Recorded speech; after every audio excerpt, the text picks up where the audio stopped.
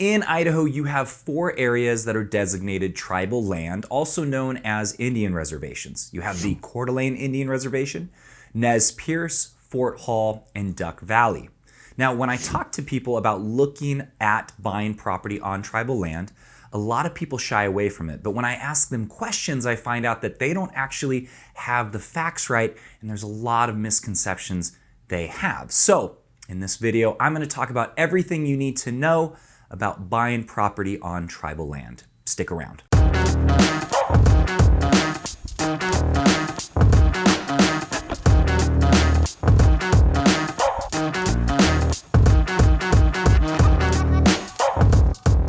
Hey there, my name is Trent and this is Living Life in North Idaho.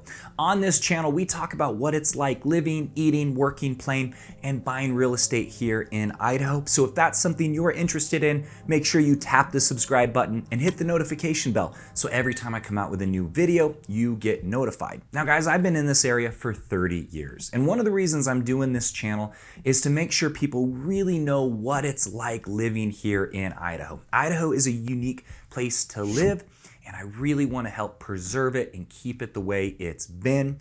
So that's why I give you guys all of the real information about what it's like living here. And another thing that I offer for this channel is if you are serious about getting moved here and you have questions about what it's like living here, or you know that you want to live in Idaho and you just need someone to help make that happen for you, reach out with a phone call, text, or email. I get calls day, nights, weekends, and I absolutely love it. That's why I'm doing this. So if this is you, feel free to reach out. Now, before we dive in, I want to be honest with you. I personally did not really understand what it was like to own property on tribal land. I had been told things as a kid that made it sound pretty awful, such as, oh, you don't really ever own the land because it's tribal land and they can just take it back from you whenever they want. Well, that's not true. Another thing I heard is that natives can just come on your land whenever they want and do whatever they want because it's their property and there's not much you can do about it. Well, that's not totally true either. So I really wanted to make this video to help clear things up and get rid of some of these rumors. Now, the first half of the video, I am gonna cover some of the more basic information, but towards the end, I really did a lot of research. I got help with the research from a friend of mine, Janie Kinzer. She's one of the lenders that I like to use. She actually her family owns 80 acres and has a ranch down in Tinsid, which is in the Coeur d'Alene Indian Reservation. So she knows a lot about it. So I'm gonna cover that at the end, so make sure you stick around. So we're gonna start with some of the benefits and advantages of having property in tribal land. And then we're gonna cover some of the disadvantages and some of the things that make it a little bit iffy for some people to wanna live there. So the first thing we need to do is clear up that misconception that you don't ever really truly own the land and it can be taken back. That is not true. The properties that have been designated to be able to be sold as private property are fee simple, which is the most thorough ownership you can have on a property. The property I own is fee simple. Anything in Kootenai County, in Idaho, really is going to be fee simple. Now, there are some exceptions to that. There are some tribes that it's not fee simple, that there are some exemptions. So you definitely want to do the research, have your agent do the research or have the title company do the research and make sure that it is fee simple and there aren't exemptions, because you don't want to be going to closing and finding out, oh, actually, I can't get a loan on this because there's some exemptions and it's not going to be fee simple. It's not going to be thorough ownership. So definitely something you want to check on, but a majority of the properties that you can purchase on tribal land are fee simple. Now, one of the great benefits of owning property on tribal land, it truly is rural. Because it is tribal and it's its own sovereign nation, the tribe gets to follow its own set of laws, and they don't want it to turn into a city or a major town. They want to try to preserve the land. And so as you're driving through, as you can see from these videos, it's a lot of open fields, it's homes on large lots, there's ranches, there's farming. So even though it's only 17 minutes from downtown Coeur d'Alene to get to the Coeur d'Alene Indian Reservation, you do feel like you're out there. There's lots of fields, there's farming, there's ranches, there's a lot of homes that are on acreage. So you don't have to be too far away from town to feel like you're in that rural place. The other great benefit is it's going to stay rural. The tribe, at least the Coeur d'Alene Indian Reservation, the tribe has decided that anything 20 acres or above is going to be deemed agriculture. So you don't have developers coming in buying 20, 40, 80, 100 acres and creating a development next to your property. You don't have to worry about that happening because the Native Americans want to keep the land as natural looking as possible. I know a lot of people are concerned about that when they're looking to buy rural or kind of have the homestead properties that, hey, is this gonna one day get developed? Am I gonna have a resort next to my house? Well, no one can promise that unless it's public land all around you. If it's private property, somebody can come in, buy that up, and put in an airport, as we saw in the show Yellowstone. This is America. We don't share land here. Now, it's very, very rare to happen, obviously, but it can. Down on the native tribal lands, that's not going to happen. They are protecting against that, and it is very active. That is their goal. Now, another thing I want to clear up to explain the benefit, because there's a misconception about living on tribal land, that you are subject to the tribal law enforcement and you really don't have any other representation and they're going to side with their people over you. Well, that's not true. Down in the Coeur d'Alene Indian Reservation, you do have the sheriff, the Kootenai County Sheriff, that does enforce the rules down there, does enforce the laws. Is there tribal police? Absolutely. If you have a native that is caught doing something on your property, the sheriff may arrest them, but they do get turned over to the tribal police, and there is their own separate court system down there. But you do have the representation of law enforcement, so you don't have to be worried that, oh, well, what if this native police officer doesn't like me because I'm white and they're not going to enforce the laws? You don't have to worry about that. Another huge benefit and advantage to owning property on tribal land, if you are a hunter or fisher, they do not allow anybody to just go on and hunt there unless they're native. If you don't live on tribal land, it's $800 just to go and hunt on the tribal land. If you own property there and live on the tribe, it is only $100. But what that means is the wildlife is much more dense. Before they started having this rule of paying $800, I used to go down and hunt down in that area, and trust me, the bucks are bigger, the elk are bigger, because you don't have as much hunting. So if you are a hunter and you're looking for really, really good spots to hunt, tribal land is honestly some of the best hunting you can get. Now, the last major benefit and advantage of owning property on tribal land,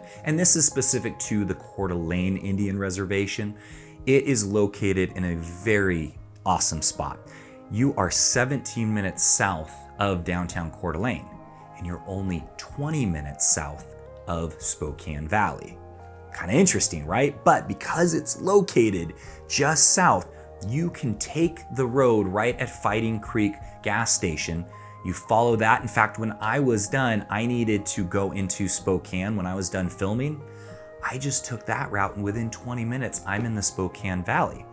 It takes longer from Coeur d'Alene to get to the Spokane Valley taking the freeway. So it really is in an awesome location. If you do want to live in a rural location and you need to travel, you need to go to the airport and you want to be rural, it's not very far to get to either spot, downtown Coeur d'Alene or the airport. A lot of people don't realize that, and that was actually a major thing that Kirk pointed out to me, that he said, yeah, I can go to Spokane just as fast as I can get to Coeur d'Alene. It feels like I'm way out here, but I'm not. I'm very close to town. So that is a major benefit. I know I said that was the last major benefit, but there is one more. The property values down on the Indian Reservation are less expensive than other areas in Idaho, because most people kind of get weirded out that, oh, well, we've got two different sets of law enforcement and, I don't want to have any issues. It's just unknowns. Plus, you don't have developers that can come in and offer a lot more money than what you paid because they're going to put in a development and they're going to make a bunch of money. So for those looking for really awesome property on a little bit tighter of a budget, it might be really good to look at the Indian reservations for a potential opportunity. So for those looking to get that rural property that's not going to get developed and they want to get a better deal than buying in just any ordinary spot, that might be the place to look. Now, we've talked about a lot of the benefits and advantages of owning property on tribal land. Let's talk about some of the disadvantages to buying on tribal land. I kind of covered this when talking about law enforcement. You do have two different sets of law enforcement and you are under both sets of laws. Yes, you do have to follow local state jurisdiction law, and you also have to follow some of the tribal law. Now, I didn't dive deep into the major differences with tribal law. I think they're fairly similar, but you definitely have to pay attention. You definitely need to follow all of the rules, because you get a tribal officer out on your property and you don't think you need to follow their rules. Trust me, you're gonna have a bad day. You absolutely have to follow their rules. And sometimes that makes people uncomfortable, but you have to remember it is considered a sovereign nation. They do govern themselves. And if you want to live on their land, you have to follow their rules. Now, this one is kind of a touchy subject. I did talk to my Native American friends and they 100% agreed and said, yeah, no, that's a thing. You should share that. If you have children that are going to a public school, they will be going to the school on the Indian reservation. Now, some of the problems that can come up from this is some of those natives, they don't necessarily want to be on the Indian reservation, but because they were put there by the government and their family has never been able to get out of that situation, they're not super happy to see white kids coming in and going to their schools. So there can be elements of racism. Sometimes the native kids can be pretty rough to non-native kids. So definitely something you want to pay attention to if you do have children. Perhaps homeschooling might be the better option. Another thing that is considered a disadvantage by a lot of people and gets them to shy away from wanting to live on tribal land, they do have their own separate court system. So even if the sheriff comes and arrests somebody that was on your land that is tribal, they will get turned over to the tribal law enforcement and then they'll go to a tribal court. There are a lot of known situations where the court was definitely a lot more lenient towards a tribal member than they were towards a non-tribal member. For some people, that really irks them, but that is the situation when you live on tribal lands. The last disadvantage that gets people to shy away is it is a different culture. Even though you are in the United States of America and you are in the state of Idaho, you are on sovereign land and they have their own culture. So when you go to town, there's definitely a lot of non-native owned businesses, but there are native owned businesses, and that is their land, that's their area. So if you come in and try to change the culture and change the way they're doing things, you're gonna have a bad time. That is their area. It's been designated by the federal government. So a big side note is when you move to tribal lands, you need to go with the program. You need to get with the program and not go and try to change things. I'm sure you can relate with that. If people moved into your city and started changing things because they didn't like it, that might be the reason you're moving. So just keep that in mind and don't try to do that to them. Okay, there's one more disadvantage that I almost forgot, and it's kind of a big one. If you own property on the Indian reservation, natives can come onto your property to harvest an animal or fish on the waters. There's nothing you can do to stop it. They can't cause property damage. They can't do anything illegal, but they can come across. They do have the right to be on your property to harvest an animal. A lot of people don't like that, and I understand why. A lot of people think that Ulysses S. Grant, when he did this treaty, forgot to take that out, but it has been established by the Supreme Court that yes, Native Americans have the right to be on your property to harvest animals or forage for food. So it's a major thing. You're not going to change it. That is definitely something you have to consider. Are you okay with somebody doing that or not? Because that's the one thing that is not going to change. and it might just happen, so you have to be aware. Okay, so that was really the basic information that I put together for this video, but I wanna make sure that I'm going through and being as thorough as possible on some of these topics. So I'm gonna put some of this on the screen. I'm gonna read through it so you truly understand what it means when it's talking about tribal jurisdiction, when it's talking about water rights and property rights, so you really understand it and there's no muddy water, that it should be clear as day by the time we're done going through this. First thing is tribal jurisdiction. It is important to note that the Coeur d'Alene tribe asserts broad jurisdiction over Indian and non-Indian residents within the exterior boundaries of its reservation. This may include jurisdiction over Indians and non-Indians with regard to driving infractions, hunting, fishing, encroachments on submerged lands, violation of air and or water quality standards, and anything that may impact the health, welfare, or political integrity of the tribe. In many cases, this jurisdiction may supersede state or local jurisdiction. So what that means is if you're down there living on your property and you break the law, it doesn't mean that you're gonna go to a court at the county courthouse. You will go to the tribal courts and be subject to their judges and their rules. So you have to know that when you're living on their land, you are subject to their laws, native or not. Next one is title. With most properties within the exterior boundaries of the reservation, the tribe has retained certain mineral rights. These may be retained rights that are not easily discoverable by an ordinary title search. It is important for any title company to connect with the tribe's land services department to verify. So I know a lot of people who are buying land, they want to know, do I have the mineral rights? So if something is discovered, if gold or oil or what have you is discovered on your land, you have the rights to those minerals. When you live on native land, it's not always so clear. It's not going to always be cut and dry on the title. You really want to have the title company and your real estate agent do the research to make sure you know what your rights are when you are buying that property. Number 3, tribal member hunting and fishing rights. This may be one of the most important issues to new landowners of the Coeur d'Alene Indian Reservation. Enrolled members of the tribe retain hunting and fishing rights throughout the reservation. This includes hunting and fishing on privately owned property. Although this may seem unusual, it is important to note that the combination of applicable laws on reservations is unusual. A good way to think of it might be as a retained right of way on the entirety of your property, rather than a right of way recorded on the title. However, it is simply a nature of the property on the Coeur d'Alene Indian Reservation. However, the tribe has established laws to protect property owners from property damage that may occur from such activities. It is important for all landowners to work closely with the tribal law enforcement officials to regulate these hunting and fishing activities in order to protect their property. Keep in mind, however, that individual tribal members do not fall within the jurisdiction of state or local law enforcement when it comes to hunting and fishing.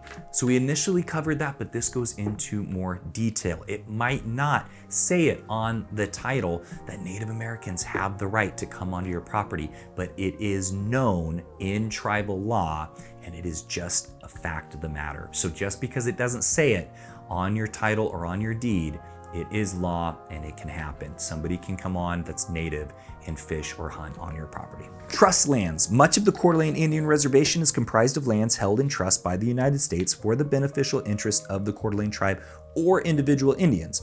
One of the main ways these trust lands can impact non-trust properties is through easements. All easements on trust properties must be express and must be specific. Implied easements do not exist on trust lands, and any violation of the recorded easement renders the entire encroachment in violation. For example, if you have a road that is 31 feet wide and only a 30-foot easement, then the entire road is in violation of the easement and you will be required to come into compliance or to remove the encroachment. If you are purchasing a property that is adjacent to trust land and you would like an easement on the trust land, you must confirm that the trust land currently has an easement that is express and specific. You can contact the tribe's land services department for clarification of existing easements on trust property. So a lot of times when purchasing a property, and especially with land, you will have an easement that might not be specifically expressed. That does not work when buying on tribal land. It has to be specifically expressed. It's got to be written in there. And if it's not, even if it's just over by a foot, the entire thing is in violation and has to be fixed. something very important when looking at buying property on native land. Overall, the most important thing is make sure you're working with a very knowledgeable realtor who's going to do the due diligence to know exactly what that property entails and make sure there's nothing that's gonna pop up later. Also, you wanna work with a really great lender who knows their stuff when it comes to lending on native properties, and make sure you have a title company that knows how to get exemptions taken off if needs be to be able to get the financing taken care of. It's not the easiest thing in the world, but when you have a team that really knows what they're doing, it definitely makes it easier and possible to own a really great piece of property that's not gonna get developed all around it here in Idaho. So guys, that is it. Everything you need to know about owning property on tribal land. If you like this video, please give me a thumbs up and let me know what you think in the comments. If buying on tribal land could be something you see yourself doing, and if this is new information to you. I really appreciate the comments. It does help get the video pushed out with the algorithm, so it does mean a lot because, as I hope you know, I put some effort into these videos with the research and the filming that I do. Guys, thank you so much, and I will see you on the next one. Oh, by the way, make sure you reach out with a phone call, text, or email if you are serious about getting moved to Idaho. I love that too, more than the comments and likes, to be honest. Till the next one, I'll see you later.